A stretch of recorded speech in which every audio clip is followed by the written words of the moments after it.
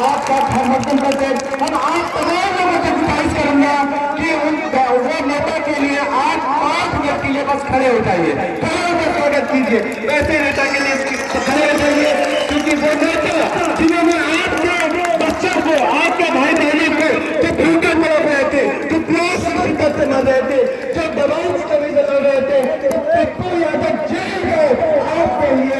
ऐसे नेता जो बाढ़ में पानी में चल जाते हैं, ऐसे नेता जो संतान में चले जाते हैं, पुराना दौर में भाई भाई को नहीं पहचान जाता, बाप बेटे को नहीं पहचान जाता, लेकिन पप्पू यादव जान हथेली को लगता आप लोगों के लिए सेवा कर रहे थे। और मैंने बहुत दुख में देखा है कि मैडम रजिता रंजन बोल रही थी खाना तो खा लीजिए, खाना तो खा लीजिए, दवा तो खा लीजिए। सर कह रहे नहीं, मैं किस मुंह से कहूंगा हमारे बिहार के भाई बहन भूखे हैं, प्यासे हैं। मैं अब चाहूंगा कि प्रहलाद सिंह भाई जी अंग वस्त्र देकर श्री पप्पू यादव जी का इस कव्वाली मैदान में स्वागत है। शेर खान साहब का है वो अंदर जी। पप्पू यादव जिंदाबाद, पप्पू यादव जिंदाबाद, जिंदाबाद, पप्पू यादव जिंदाबाद, जिंदाबाद, जिंदाबाद।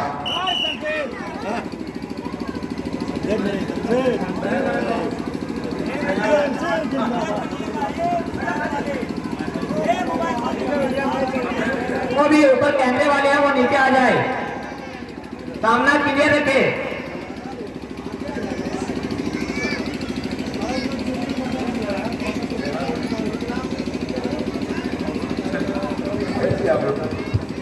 नारा नहीं लगाइएगा, क्षमा चाहते हैं आप सबसे। और आप सब लोग बैठ जाए, पहाड़ी पकड़ के बैठिए। सामने जो कैमरे वाले वो हट जाए, नीचे आ जाए भाई। सर आप लोग बोलिए, कोई बैठ, आप लोग बैठ जाए। मौलाना सर अस्सलाम वालेकुम, कैसे हैं?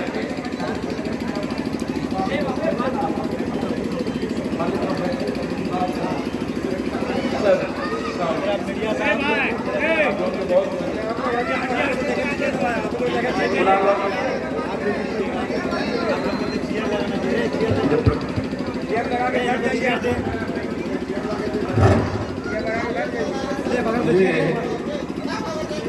मैं धन्यवाद देना चाहूँगा हमारे खासतौर पे एक वरिष्ठ पत्रकार जो अपनी काबिलियत और इखलाक के बदौलत लगातार चैनल के माध्यम से इंसानियत और मानवता की आवाज बनते रहे हैं। जनाब अफजल भाई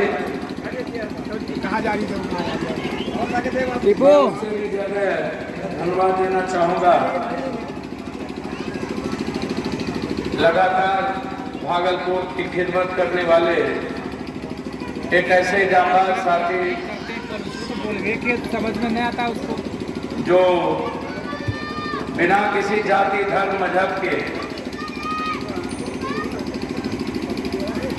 कई अलग संस्थाओं से जुड़ने के बावजूद भी इंसानियत का जज्बात, मानव कल्याण का भाव, नफरत का इंकार, दुष्ट प्रवृत्ति से काफी दूर भागलपुर के छोटे बड़े सभी के लिए हमेशा जीने वाले और इज्जत करने वाले, कम समय में और आज के खासतौर पर इस ईद मिलन समारोह के आयोजक हमारे अजीज और अनूज छोटे भाई कर्मवीर, क्रांतिवीर, जानदार और शानदार साथी कुणाल जी, मेरी बहन जिला पार्षद और क्रांतिकारी हमारी बहन और बेटी में शबाना आजम जी, रिकॉर्डिंग ले लीजिएगा। हमारे नेता पहाड़ी पाठक साहब, हमारे नेता जयप्रकाश जी, पुष्पा झा जी, जफर साहब हमारे लीडर, मुस्तफा भाई मनाजिर जी, पूर्व युवा अध्यक्ष जी, हमारे छात्र अध्यक्ष जी और सबसे भले और सरल आदमी हमारे जिला अध्यक्ष जी, दिल्ली से और पूरे मुल्क की आवाज हमेशा बनने वाले, जब कभी कोई समाज और इंसानियत को तोड़ने की बात आती है तो चैनल और सड़कों पर उतरकर आपकी आवाज, हमारी आवाज, हमारे पार्टी के राष्ट्रीय प्रवक्ता जनाब सोई जमीन साहब, यहाँ उपस्थित हमारे कई मौलाना साहब, हमारे वार्ड काउंसलर साहब, हमारे अररिया के पूर्व जिला पार्षद, वर्तमान जिला पार्षद साहब, हमारे नेता दिल्ली के युवा अध्यक्ष मुनाजिर हसन जी, मंच पर सभी आज के ईद मिलन के मेहमानबाजी के लिए यहाँ खड़े लगातार कार्यरत सभी बंधुवर, मानवर, सभी साथियों, मैं कहां से शुरू करूं? क्या पर्व का मतलब होता था खुशी, ईश्वर का मतलब होता था एक जीने की ताकत, नैसर्गिक ऊर्जा। मुझसे कोई अब पूछे कि क्या आप पर्व मनाते हो, ऐसे तो मैं पर्व मनाता हूं नहीं। मैं बहुत ही सनातनी सोच का लोग हूं। कोई ईश्वर अल्लाह है, क्रिएटर है, मैं उन्हीं के सच्चाई को अपने जीवन का आत्मसात करके, चाहे वो वाल्मीकि हो, संत रविदास हो, गुरु नानक हो, बुद्ध हो, महावीर हो, कबीर हो, कृष्ण हो, गुरु गोविंद हो, मोहम्मद साहब हो, हजरत हुसैन साहब हो, चाहे राम हो, चाहे शिव हो, चाहे जीसस क्राइस्ट हो, जीवन में जब जब दुनिया में कुछ इंसानियत और मानवता संकट में आई, जब जब पीड़ा हुआ, जब जब दुनिया इंसानियत के लिए चुनौती बनी, तब तब कई विचारधारा हमारे जीवन में आए और उसी में कभी शिव आए, कभी कृष्ण आए, कभी राम आए, कभी मोहम्मद साहब आए, कभी हजरत साहब आए, कभी बुद्ध आए, कभी नानक आए, कभी कबीर आए। ऐसे ही लगातार जीवन, मनुष्य के जीवन के निर्माण में अलग अलग भूमिका किसी क्रिएटर ने किया। हमारी क्या भूमिका? मैं विश्वास नहीं करता हूं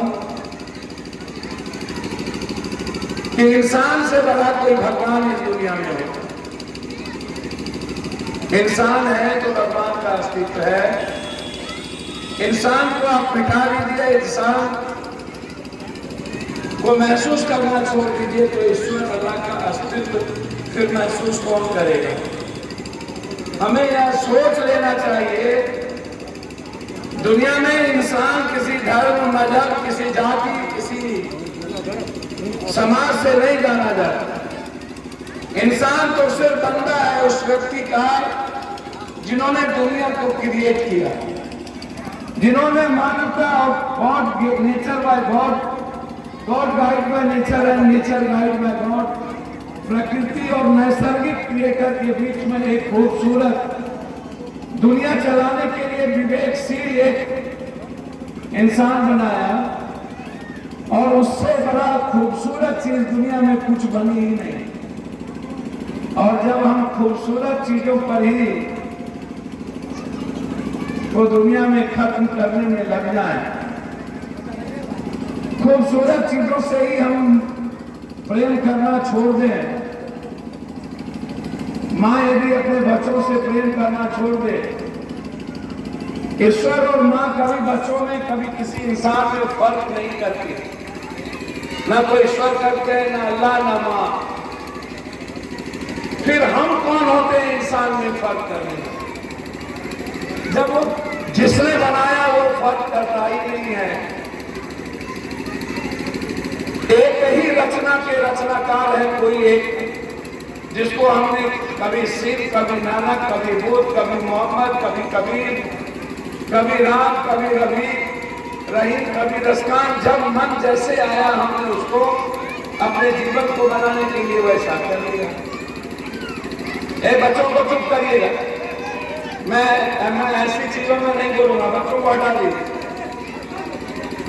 आप बच्चों को हटाइए, नहीं तो मैं चला जाऊंगा। ईद एकदम हटाइए, नहीं तो मैं चला जाऊंगा। ईद मिलन का मतलब क्या होता है? पर्व का मतलब होता है खुशियां। पर्व का मतलब होता है अल्लाह ने हमें जो जीने का रास्ता दिया, इस्लाम या सनातनी धर्म या क्राइस्ट या जेसस या बुद्ध, हमें जो एक विचारधारा दी, हमें अपने खूबसूरत बच्चे बनने का जो स्वभाव दिया, हम अल्लाह को, ईश्वर को बस इतना शुक्रगुजार हो, ईश्वर अल्लाह तुमने हमें अपने इस काबिल समझा कि हमें अपने बच्चों के लायक बनाया।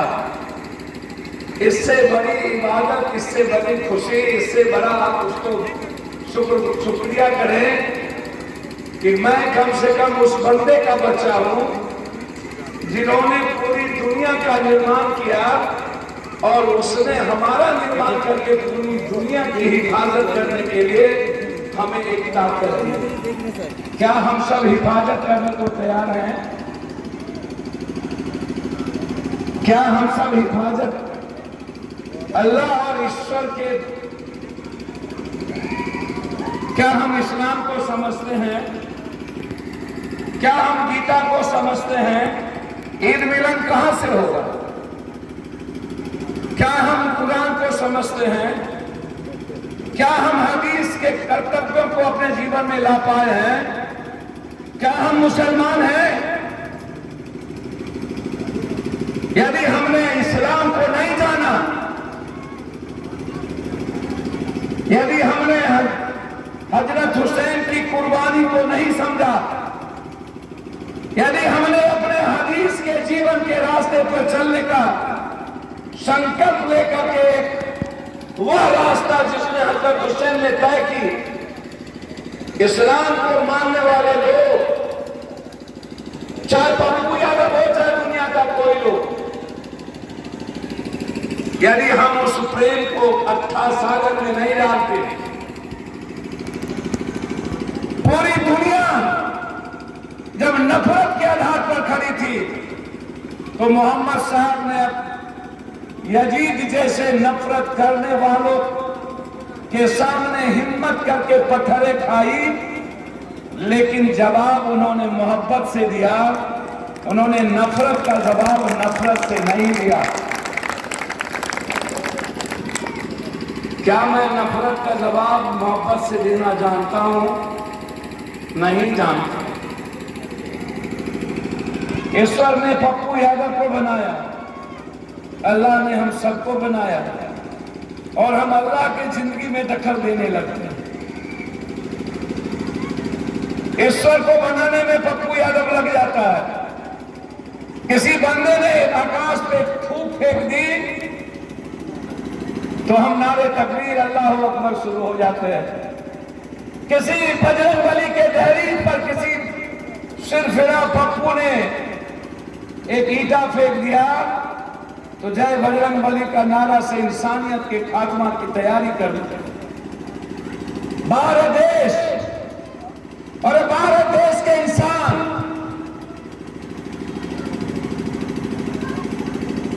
इस देश को खतरा इंसान के आवाज से है, इस देश को खतरा लाउड स्पीकर के आवाज से नहीं है।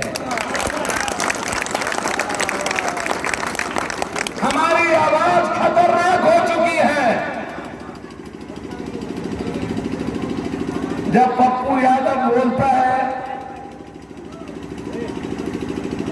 तो इंसानियत में नफरत का खून दौड़ा देते हैं।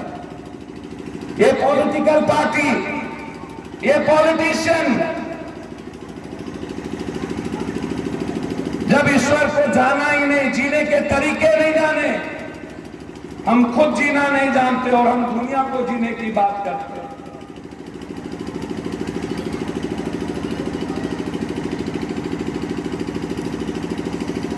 ईश्वर हमारे भीतर,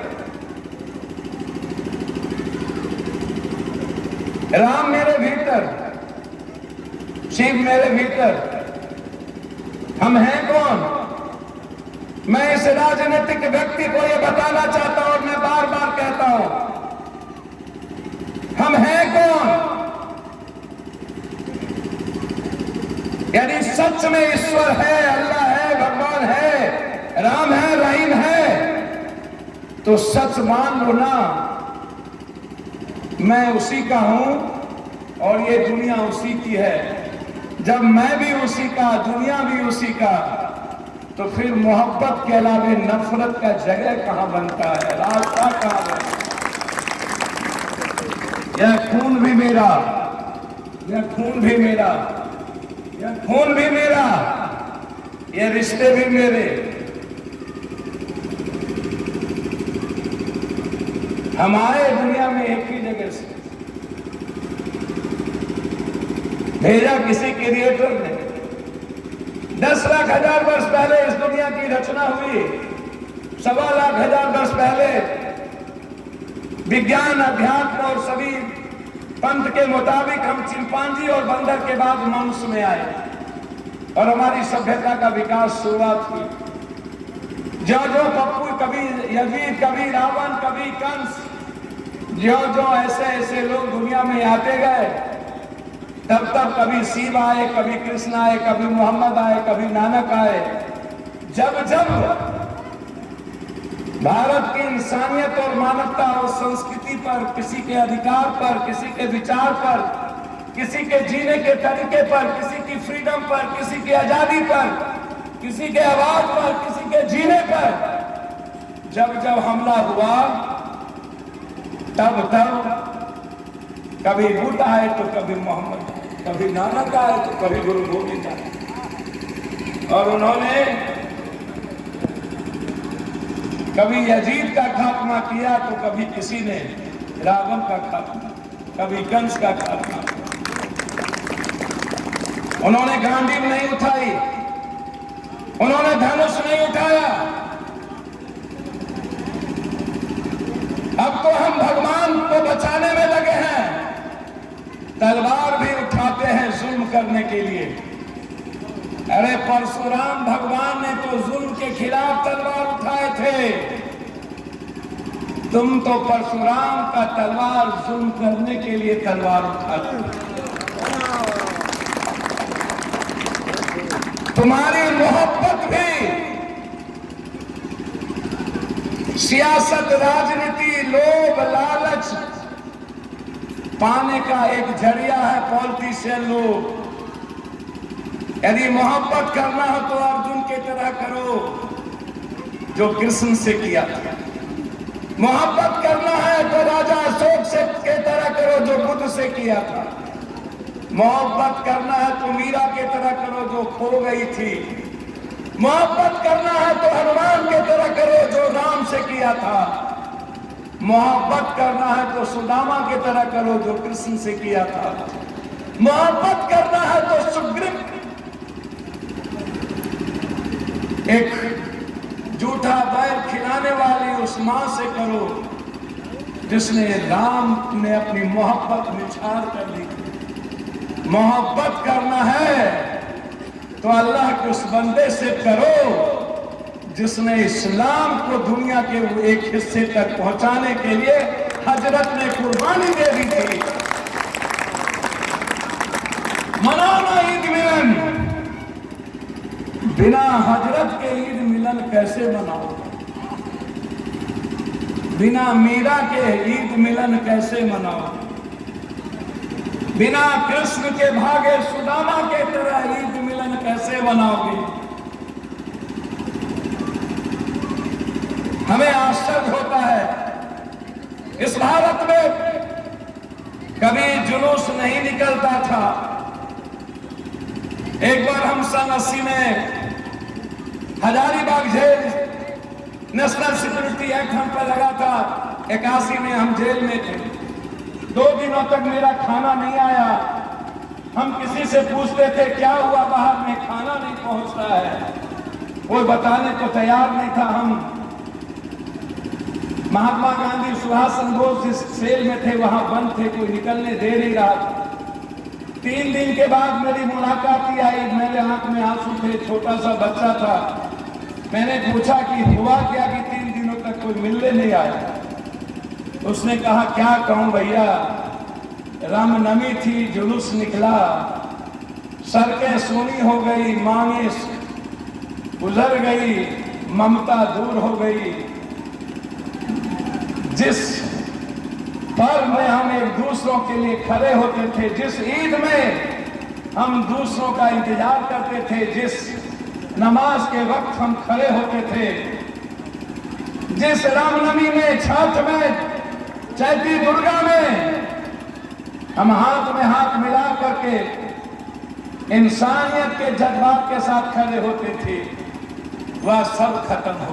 पहली बार मैंने हजारीबाग, उसके बाद मैंने नहीं सुना। पत्रकार बंधु, मुझे कभी कभी आश्चर्य होता है। मैंने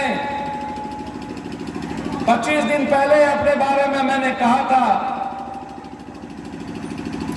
भगवान का इस्तेमाल भी अब इंसान इतना खुदगर्ज हो चुका है कि अपने लिए करता है। अरे बेवकूफ पॉलिटिशियन, ईश्वर अल्लाह ने हमें बनाया है।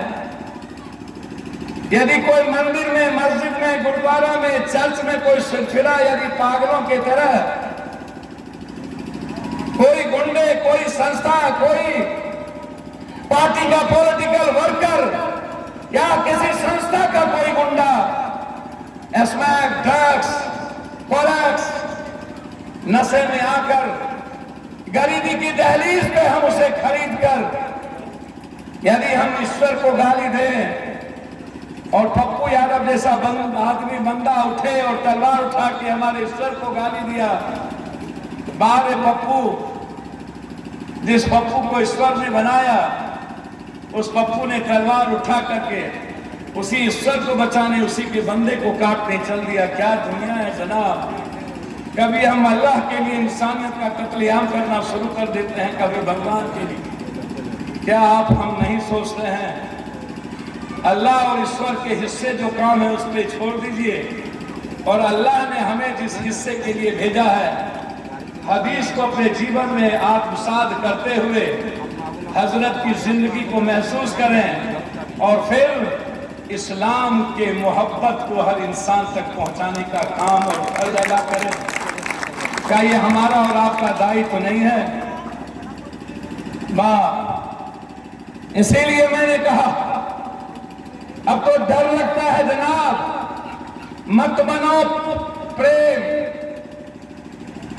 मत करो किसी से स्नेह। किससे करोगे? खाली है इंसान। पूरी दुनिया के इंसान यदि ईश्वर और अल्लाह को समझे होते तो आज रूस क्या यूक्रेन पर हमला करता, आज रूस क्या गुलिस्तान, सीरिया और थाईलैंड पर हमला करता? क्या हम तीसरे युद्ध की ओर जाते?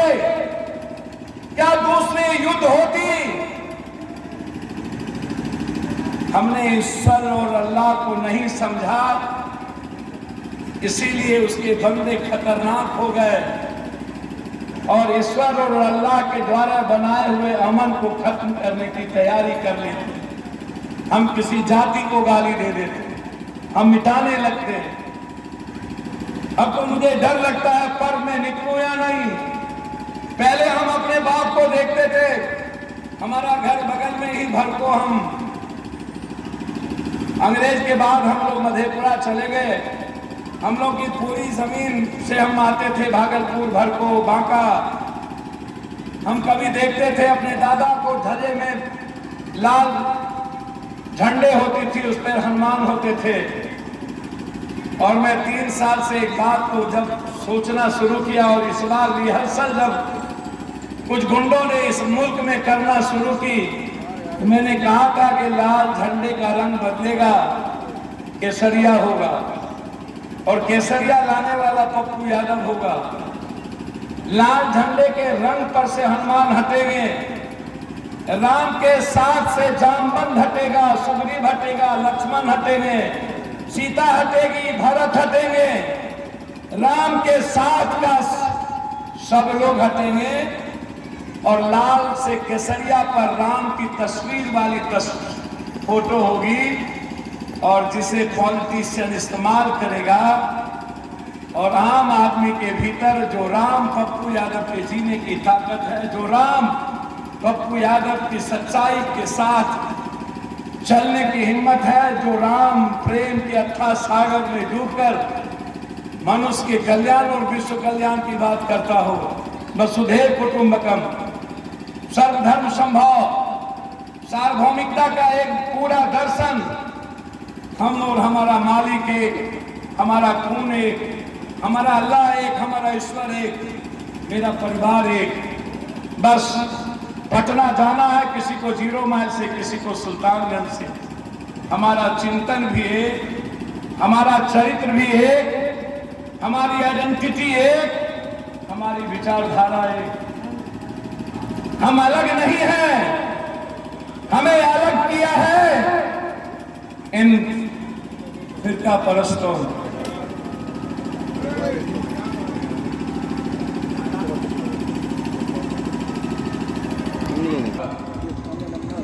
मंदिरों के लाउड स्पीकर से 2 किस्से होते हैं।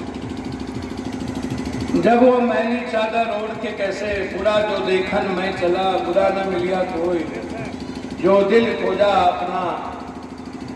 जब मंदिरों के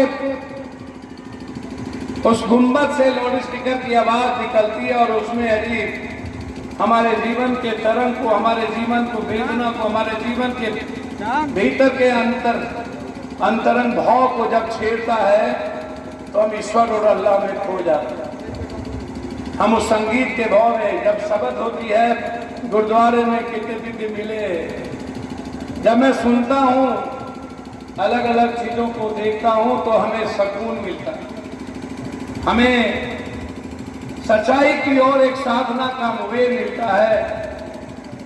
हम भजन करते हैं, हरे राम हरे कृष्णा, या जब आप अजान पढ़ते हैं, तो अजान क्या कहता है? अजान हमारे जीवन के तरीके को जीने को याद दिलाता है। वो वक्त कि तुम्हारा वक्त अल्लाह के लिए महफूज है।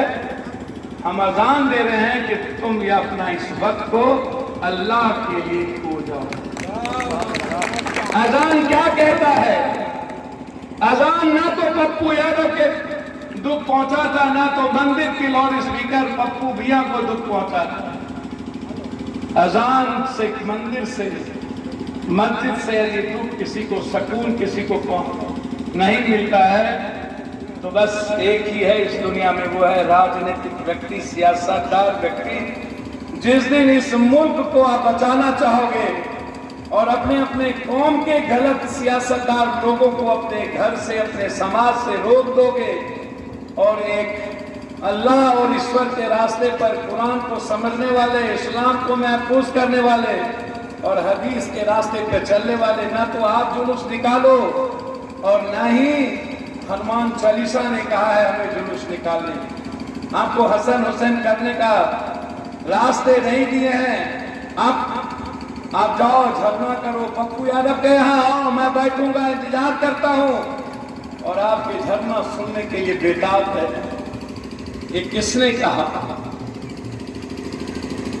किसको दुख है? दुख है पप्पू यादव जैसे काली जुबान को, कि इतनी नफरत वाली आवाज के सामने इतनी मीठी अजान जो हमें जीने को सुकून क्यों देता, हमें जिम्मेदारी के दायित्व का एहसास क्यों कराता है। हमें इस्लाम ने, ईश्वर ने भेजा है, बनाया है, हम कुछ पल उसके लिए जी ले। यह अजान हमारी जिंदगी को कुछ पल के लिए उस रास्ते पर ताकत क्यों देता? अजान है क्या? अजान किसी को लाउड स्पीकर किसी को तंग करने के लिए नहीं होता। मैं तो कहूंगा ईद मिलन मत करो, अब ये पॉलिटिकल इवेंट्स हो चुका। मैं कहूंगा कोई पर्व मत करो, मुझसे कोई पूछेगा तो मैं कहूंगा मुझे पर्व नहीं करना है। पता नहीं पप्पू यादव के पड़ोसी का बच्चा कल बचेगा या नहीं बचेगा। जब पर्व होती थी तो हम 2 महीने इंतजार करते थे, पर्व होगा, बहनें आती थी, मिठास होता था, दही का वो मिठास, चूड़ा का वो रिश्ता। जब समाज में नफरत होती थी तो दही चूड़ा खिलाकर मोहब्बत का रिश्ता पैगाम देता था। अब तो दही में जहर और चूड़े के रिश्ते बिखर गए हो, ना दही में मिठास बची ना चूड़े में रिश्ता। अब तो रिश्ता ही समझ में नहीं आता कि हमारे रिश्ते को किसका ग्रहण लगे। क्या मैं बच पाऊंगा? क्या राम ने इजाजत दी थी कि कुछ सिरफिरे गुंडे, कुछ पार्टी के लोग मोटरसाइकिल पर बैठ के हाथ में तलवार लेकर, भाला और फरसे लेकर के नशे में चोर राम के पैगाम के बदले रावण की लंका बनाने की तैयारी कर लो? क्या वो हनुमान झंडे से खत्म हो गए जिन्होंने रावण के लंके को जलाया था? ये वही रावण लोग हैं जिनको हनुमान पसंद नहीं है, सीता पसंद नहीं है, जामवंत पसंद नहीं है, भरत पसंद नहीं है, शत्रुघ्न पसंद नहीं है। ये वही लोग जिन्होंने सीता को स्थापित नहीं किया, जिन्होंने मीरा के प्रेम को स्थापित नहीं किया, जिन्होंने अर्जुन के इंसानियत को स्थापित नहीं किया। राम के दिन कत्लेआम, ईद के दिन कत्लेआम, राजस्थान में दंगा, यूपी में दंगा, राम के दिन क्या हो गए जनाब? पूरे मुल्क में उस दिन रिहर्सल हुआ, नफरत का एक इंस्टॉलमेंट खड़ा किया गया। 2024 का एजेंडा इस बार रिहर्सल, और 2023 में रामनवमी के दिन अयोध्या राम की स्थापना की तैयारी कब होगा? हमें है, हम सब ने मिलकर सीता को भी स्थापित हम बिहार में, राम को किया तो वाल्मीकि का भी मंदिर बनाएगा पप्पू यादव, परशुराम का भी मंदिर बनाएगा पप्पू यादव। कहां दिक्कत है? इस मुल्क में रहने वाले किसी इंसान, मस्जिद की ऊंची गुमार हो पटना में 50 मीटर पे और बगल में हनुमान मंदिर, जब मस्जिद की अजान शुरू होती है तो हनुमान मंदिर का लाउड स्पीकर बंद हो जाता है, और जब हनुमान मंदिर का लाउड स्पीकर की आवाज शुरू होती है तो अजान की आवाज बंद। जाओ ना, सीखो ना, कहां हो आप सब? क्षमा करना, मुझसे कोई कहे कि पप्पू यादव पर्व कर लो तो अगले बार से कहूंगा जब तक ये पॉलिटिशियन नहीं मरेगा तब तक हम अपने बच्चे, अपनी माँ और अपने पड़ोसी के घर में ही पर्व करेंगे। हम अपने बच्चों को और अपने भगवान को इन दुनिया के सबसे कुकर्मी खतरनाक पॉलिटिशियन को इस्तेमाल करने की इजाजत नहीं देंगे। क्या पता छठ में किसकी लाश गिर जाए, क्या पता कृष्ण जन्माष्टमी में किसकी लाश गिर जाए, और सवाल एक ही होगा, मुसलमानों ने, कमजोरों ने, वंचितों ने ही गुनाह। कमजोर की बीवी सबकी हो जाए, मजबूर की बीवी सबकी मां। कापर करो सियार पिया मोरा,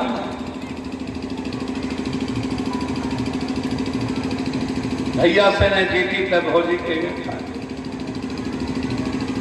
ये पॉलिटिशियन को पता नहीं है ना बुद्ध के बंदे कमजोर हैं ना नानक के बंदे कमजोर हैं। है हिम्मत तो जाओ पंजाब में एक सिख से लड़के दिखा दो। अरे यार मुसलमान तो सिर्फ इसीलिए चुप हो जाता है कि ये मुल्क भी उसका, ये खून भी उसका, और इस्लाम का बंदा और ईश्वर का बंदा है। वो लड़े तो किससे लड़े? वह तो कुर्बानी दे करके अल्लाह और इस्लाम को हर व्यक्ति के सांसों तक पहुंचा देना चाहता है। लड़ना तो सब जानते हैं, मरना सब जानते हैं। जब हजरत हुसैन जैसे शख्सियत जब लाखों यजीद को एक खत्म करने की तैयारी कर सकता है, तो पप्पू यादव नरेंद्र मोदी जैसे यजीद और रावण को खत्म करने में कोई देर नहीं होता है। बस याद रखना पप्पू यादव, तुम जिंदा उसी दिन तक हो जिस दिन तक इस्लाम, हदीस, जिस दिन तक वाल्मीकि, संत रविदास, गुरु गोविंद के चारों बच्चों की कुर्बानी, बुद्ध पर लाठी और जूते फेंकने का वो जज्बात सह करके जापान से लेके चीन तक बुद्ध के दुनिया को बनाने वाला वो विचार जब तक जिंदा है तब तक पप्पू यादव जैसा रावण भी इसी इस्लाम और इसी ईश्वर के प्रेम में महफूज है, और तुम उसी का बाप उजाड़ते हो। जिंदा भी उसी के महफूज से हो। अन्यथा यदि इस्लाम को समझने वाला ये बंदा भूल जाए कि मैं इस्लाम का और ईश्वर का बंदा नहीं हूं, तो कौन पूछता है पप्पू यादव? कौन कुर्बानी देने नहीं जानता? इसलिए इस पॉलिटिशियन को समझना हो। और आप सबसे भी आग्रह करके जाएंगे, मुझे पटना लौटना है। मैं क्षमा करते हुए, बहुत जाम थी, एक मर्डर हो गया था, घटना थी, जहां देखो पप्पू यादव को रोक लो, जब मन आए रोक लो। बस आपसे मैं एक बात कह के जाता, दिल्ली में 3 बार दंगे हुए पप्पू यादव के अलावा शायद कोई ना पहुंचा। क्यों नहीं पूछते उस बंदे से जिसे आप ढूंढ देते हो? इस रामनवमी में मुजफ्फरपुर में 3-3 झंडे और क्या नहीं किए गए? क्या कारण है कि पप्पू यादव के अलावा कोई नहीं पहुंचा मुजफ्फरपुर? क्या कारण है कि विपक्ष और सत्ता पक्ष ने एक ट्वीट नहीं किया कि राम के बदनाम करने वाले, राम के कैरेक्टर, जो दुनिया का कैरेक्टर है उसको कमजोर करने वाला कुछ बहरूपिया ने जिस तरीके से झारखंड में, मध्य प्रदेश में, दिल्ली में बिना किसी कानूनी राय के किसने इजाजत दी? अमित जी, आपने तो किंग जॉन, हिटलर, मुसोलिनी को भी बिना किसी नोटिस के, बिना किसी इत्तला के आप बुलडोजर लगाए। चलो कोई बात नहीं, हमें सहने की शक्ति है। इस भारत का बहुमत जो पप्पू यादव जैसे सनातनी हैं, वो हाथ में तलवार लेकर के नहीं निकलते हैं, वो तलवार के सामने खड़े हो जाते हैं। कभी वाल्मीकि के लिए, कभी चौहरमा के लिए, कभी लोरी के लिए, कभी बिंठा चमार के लिए, कभी भगवान बिरसा मुंडा के लिए, तो कभी इंसानियत के लिए।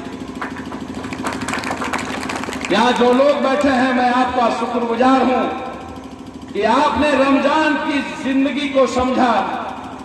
आपने रमजान में जो इंसानियत को जीने के रास्ते देते हैं उसको महसूस की, और इस रिहर्सल के नफरत को यदि भारत के बहुसंख्यक ने, पढ़े लिखे लोगों ने उसका निगेटिव विरोध किया, तो इस मुल्क के मुसलमानों ने यह साबित कर दिया कि इस्लाम मरने का जज्बा देता है। नफरत जितना करो, मैं मोहब्बत ही करूंगा, मैं नफरत को मिटा दूंगा। ये बता दिया, और यही बताने की जरूरत 2023 में है आपको क्योंकि 2024 का अप्रैल का स्क्रिप्ट लिखा जा चुका है, इसके पास कुछ नहीं बचा। संकट में एक देश और मुल्क और मानवता है। संकट 6 लाख बिजली चाहिए, 2 लाख मात्र बिजली उत्पादन होती है।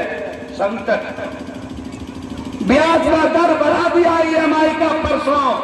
मिडिल क्लास पे संकट, महंगाई का संकट, बेरोजगारी का संकट, एजुकेशन का संकट, भगवान पर संकट, इंसानियत पे संकट, जात पे संकट, विचारों पे संकट, जीने पे संकट, आजादी पे संकट, फ्रीडम पे संकट, सोच पे संकट, मानवता पे संकट, बहनों पे संकट। और ये संकट फायदा कौन? इकोनॉमिकल क्राइसिस पे संकट, बांग्लादेश हमसे ऊपर। ये संकट पैदा कौन किया? पॉलिटिशियन, पॉलिटिकल पार्टी, वजीर, ये संकट पैदा किया। NBCC रेलवे की सर्विस नहीं होगी, ग्रुप डी या मिडिल क्लास के लिए नौकरी नहीं मिलेगी। संकट, UPSC DPSC में अब दलित का बच्चा नहीं आएगा। संकट, गरीब का बेटा BPSC नहीं करेगा। संकट, हम गरीबी मिटाएंगे, इस पर बहस नहीं है। हम दुनिया का सबसे खूबसूरत स्कूल और अस्पताल बनाएंगे, इस पे बहस नहीं है। हम जर्मनी के तरह प्रधानमंत्री का तनख्वाह यदि 2,70,000 होगा तो बस के ड्राइवर का तनख्वाह 2,40,000 होगा और बेरोजगारों की तनख्वाह 7 साल तक 2 लाख होगी। हम इसको नहीं सोचते। मुल्क में एक इंसान 2 लाख रुपया कैसे कमाए, हम इसकी बात नहीं करते। मुल्क में हमें जीने की आजादी कैसे मिले, हम इसकी बात नहीं करते हैं। मुल्क में पप्पू यादव इसके जीवन में दखल ना दे, हम इसकी बात नहीं करते हैं। हम बात करते हैं दूसरों के मुस्कुराने की बात नहीं करते हैं। हम दूसरों की जिंदगी में, विचारों में, दूसरों के अधिकार में, दूसरों की संस्कृति में, किसी जात के फ्रीडम में। क्या परशुराम ने जब तलवार उठाया था जुल्म और क्षत्रिय शासक के खिलाफ, तो क्या उसने देखा था ये मुल्क को बचाने की बात नहीं की? कृष्ण ने जब तलवार उठाए थे गांधी, तो देखा था कि उनकी बुआ गंधारी ने कौन सा शराब, क्या उसने शराब की परवाह की? याद रखना, इस दुनिया में आप नरेंद्र मोदी से मत डरना, अमित शाह से मत डरना। नरेंद्र मोदी और अमित शाह के भेष में जो बीजेपी के लाउड स्पीकर पर आवाज के तरह बोलने वाला ये विपक्ष और अरविंद केजरीवाल जैसा भेड़िया है, आप उससे सावधान रहना, आप उससे मत डरना। जो सामने में यजीद है, जो पीठ के पीछे यजीद है, उससे डरने की बात करना। आज खतरा उस सेकुलर पार्टी से है। जब घटना घटती है तो मुसलमान तो डर से वोट देगा, दलितों का वोट 500 में खरीद लेंगे, लेकिन मुसलमान के लिए हम NRC में नहीं जाएंगे, बहुसंख्यक वोट नहीं देगा। CA में नहीं जाएंगे क्योंकि ज्यादा वोट नहीं देगा।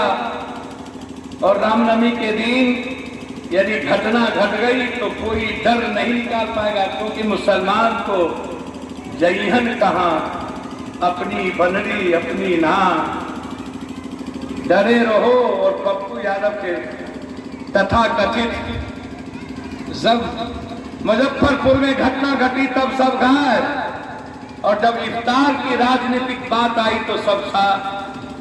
इसलिए आजकल जो ईद मिलन है, ये दिल का मिलन नहीं, ये मन का मिलन नहीं, ये खून का मिलन नहीं, ये मुस्कुराने का मिलन नहीं, ये पॉलिटिकल पार्टी की दुकान जब बंद होती है तो मिलन शुरू हो जाता है। याद रखिए। मैं धन्यवाद दूंगा कुणाल जी, एक नई शुरुआत आपने की, और हमारे जनाब दिल्ली से आकर के हमारे पत्रकार मेरी छोटे से नाचीज को क्यों बुलाया मैं नहीं जानता, मेरी औकात वैसी नहीं थी। मैं बहुत छोटा आदमी हूँ, 1 घंटा सोता हूँ, 23 घंटा मजदूरी करता हूँ। इस कोने से उस कोने इंसानियत को बचाने में विश्वास रखता हूँ। ईश्वर अल्लाह को बस आत्मसात किया हूँ, उसकी जिंदगी को अपने जीवन में लाया हूँ और इंसान को अल्लाह और ईश्वर का रूप समझ के उस पर पागल रहता हूँ। कौन बंदा है नहीं मुझे पता। पप्पू यादव जब तक जिंदा है, हजरत हुसैन से ज्यादा कुर्बानी देकर इंसानियत और इस मुल्क को बचाने की ताकत पप्पू यादव के भीतर है, आपके भीतर भी है। बस फर्क इतना है कि आप मुल्क को बचाने के लिए सह लेते हो, चुप हो जाते हो। पप्पू यादव इंसानियत को बचा लेने के लिए मरने की तैयारी कर देता है, क्योंकि आपके पीछे मोहम्मद पप्पू लगा है, मेरे पीछे मोहम्मद पप्पू राम पासवान से ज्यादा भी लग गया, तो हमको मरने की लड़ने की हिम्मत ज्यादा हो गई। आपको लड़ने की हिम्मत है, लेकिन याद रखिएगा नरेंद्र जी, बद अच्छा बदनाम अच्छा नहीं। बद होते तो ठीक, बदनाम करके इस्लाम को कटघरे में खड़ा करो, यह पसंद किसी हिंदू को भी नहीं, किसी मुसलमान को भी नहीं। इस्लाम की महफूजी के लिए और हदीस की ताकत को जिंदा रखने के लिए मुसलमान या हिंदू अत्याचार सह लेता है, अन्यथा तुम्हारा जवाब देना जानता, फिर पता चलता कि हजरत हुसैन क्या होगा। बहुत बहुत शुक्रिया। मैं आप सबको हृदय से, अल्लाह आप सबको हमेशा इतनी ताकत दे कि आप पड़ोसी दलित गरीबों की सेवा करें, आप ज़कात करते रहें, आप हर कुर्बानी में आप मस्जिदों में जाके अल्लाह के बीच कुछ पल पाए, और जो आपके हिस्से हैं मुस्कुराने के लिए और इस्लाम के प्रेम को पहुंचाने के लिए कुछ हिस्सा पड़ोसी के यतीम के घर पर पहुंचा। यही ईद मिलन है। क्षमा चाहते हुए देर से आए, आप सब बैठे रहे। अल्लाह किसी की नजर न लगाए किसी पे, ईश्वर आपके साथ है। आप जब तक अल्लाह और ईश्वर के रास्ते पर चलेंगे, तब तक कोई अजीज और कोई रावण किसी के बाप की औकात नहीं है कि आपको कोई कुछ भी करे। जिस दिन उस रास्ते का साया आपसे हट गया, आपको फिर कोई नहीं बचा पाएगा। इसलिए आप अपने रास्ते के सच्चाई से मत बिगड़ना, आप बढ़ते रहोगे, इस्लाम भी दुनिया में बढ़ता रहेगा। बहुत बहुत धन्यवाद, शुक्रिया। अल्लाह हाफिज आप सबको। अस्सलाम वालेकुम।